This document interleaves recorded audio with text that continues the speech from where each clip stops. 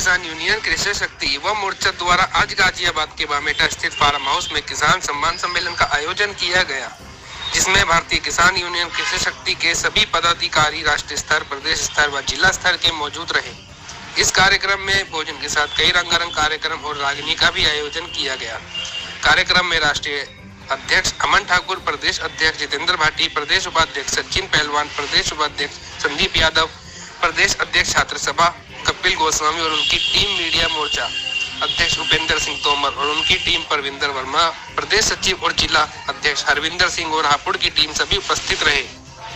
संयुक्त किसान मोर्चा के बैनर तले पूरे उत्तर प्रदेश की किसान यूनियन एकत्रित होकर एक बड़ी महापंचायत की घोषणा की है कि 25 नवंबर को ग्रेटर नोएडा अथॉरिटी पर, जिसमें 50 से 60 हजार लोगों की आने की आशंका जताई गई है, जिसमें शामिल होंगे किसान यूनियन टिकैत और भारतीय किसान यूनियन कृषि शक्ति, किसान सभा, किसान परिषद, किसान मंच, किसान महात्मा टिकैत, किसान एकता, किसान चावल मजदूर, किसान जय जवान जय किसान के सारे संगठन एकत्रित होकर एक बड़ी महापंचायत अपने कार्यकर्ताओं के साथ एकजुटता कर रहा है, साथ ही साथ कई कार्यक्रम कर रहा है।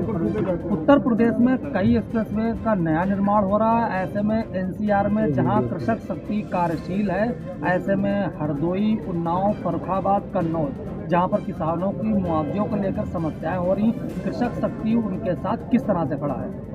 देखिए, सबसे पहले मैं आपका हार्दिक अभिनंदन करना चाहता हूं। जितने भी मेरे मीडिया के साथी हैं, हमारी मातृ शक्ति भी आपके साथ है, सभी का इस प्रोग्राम में आपका हार्दिक स्वागत, अभिनंदन है। और बात आपने समस्याओं की तो पूरे देश में किसानों की समस्याएं हैं। जहां किसानों को इस देश में रीढ़ की हड्डी माना जाता है और सबसे ज़्यादा इस देश में छलावी किसान को ही जाता है। आज हम समस्याओं पर अगर बात करें तो गौतम बुद्ध नगर में सबसे ज़्यादा समस्या किसानों के साथ है। यहाँ गाजियाबाद में हम बैठे हैं, यहाँ भी समस्याएं किसानों के साथ हैं। उन सारी समस्याओं को एकजुट करने का प्रयास हम लोगों ने किया है और एक बहुत बड़े आंदोलन की रूपरेखा हम लोगों ने की है। कल हमारे प्रदेश अध्यक्ष हमारे साथ बैठे हैं, इनके साथ करीब 15 से 20 संगठनों ने नोएडा में एक प्रेस वार्ता की है और 25 नवंबर को हम लोगों ने ग्रेटर नोएडा प्राधिकरण पर एक बहुत बड़े विशाल महापंचायत का आयोजन कर रहे हैं। उसमें कम से कम 50 से 60 हजार लोगों की आने की आशंका है। एक गौतम बुद्ध नगर से हम लोग उद्घोष करेंगे और उसको लखनऊ और दिल्ली तक पहुंचाने का प्रयास हम लोगों का है। आज जो यहाँ पर युवा जो पूरे जोश और खरोश के साथ एकजुट हुआ है, ये युवा ही यहाँ के किसान, गरीब मजदूर की आवाज़ को उठाने का काम करेगा। और बहुत जल्द, जैसे पीछे हमने करीब 1 से 1.5 वर्ष पहले गाजीपुर बॉर्डर पर 1 वर्ष से ज़्यादा किसान बैठ कर के अपनी समस्याओं पर लड़ा और उसे कहीं ना कहीं जीत भी हासिल हुई, उसी तरीके से कृषक शक्ति एक माध्यम बनेगा यहाँ के किसान, गरीब मजदूर और नौजवानों की आवाज़। कृषक शक्ति लगातार किसानों के साथ साथ ग्रामीणों में रह रहे लोगों के साथ हमेशा उनके वर्चस्व के लिए खड़ी रहती है। ऐसे में देखा जाए एनसीआर, गाजियाबाद और नोएडा में पहले भी कृषक शक्ति द्वारा कई आयोजन किए गए, कई धरना प्रदर्शन किए गए। ऐसे में नोएडा प्राधिकरण में 3 प्राधिकरण आते हैं, नोएडा, ग्रेटर नोएडा और यमुना विकास। उसको लेकर पहले भी कृषक शक्ति ने एक संगठन और एक धरना प्रदर्शन दिया था, उसमें 64% का जो मामला था, क्या था? देखिए, यहाँ की जो यमुना प्राधिकरण है, चाहे हम ग्रेटर नोएडा प्राधिकरण की बात करें, नोएडा प्राधिकरण हो, यहाँ किसानों से जो समस्या है वो भी कराई जाएगी। 2 मिनट की विभिन्न समस्याएं हैं और सबसे महत्वपूर्ण यहाँ जो प्लॉट का मुद्दा है, 7%, 6% ये लोग प्लॉट दे रहे हैं। किसी किसान को प्लॉट नहीं भी दिया गया तो उसके साथ साथ एक हमें जो मुआवजे की राशि दी गई थी, मूल मुआवजा, और एक बहुत बड़ा आंदोलन 2011 में हमने भट्टा पारसौल की सरजमी पर आपने भी देखा होगा, गौतम बुद्ध नगर का और यहाँ के पूरे आसपास के क्षेत्र का सबसे बड़ा आंदोलन वो था। 2011 में हमने वो आंदोलन किया। उस आंदोलन में किसानों को बहुत बड़ी जीत मिली। हमें सरकार के द्वारा एक लाभ दिया गया कि आपको 64.7% का मुआवजा बढ़ा करके दिया जाएगा। तीनों प्राधिकरणों ने उसमें सहमति जताई, लेकिन अभी भी बहुत सारे ऐसे किसान हैं जिनको 64.7% का लाभ नहीं मिल पा रहा। बहुत सारे किसानों में अंतिम सवाल, लगातार भारतीय किसान यूनियन कृषक शक्ति, जैसे मैं पहले बोल चुका हूँ, लगातार किसानों के हित के लिए कार्य करती है। ऐसे में देखा जाए कृषक शक्ति एक बड़ा संगठन उभर के सामने आया है, जिसको कई किसान जो समर्थक हैं वो सम्मान और संबंध दे रहे हैं। ऐसे में देखा जाए प्रदेश के छोटे जिलों में किस प्रकार से भारतीय किसान यूनियन कृषक शक्ति की टीमें काम कर रही है?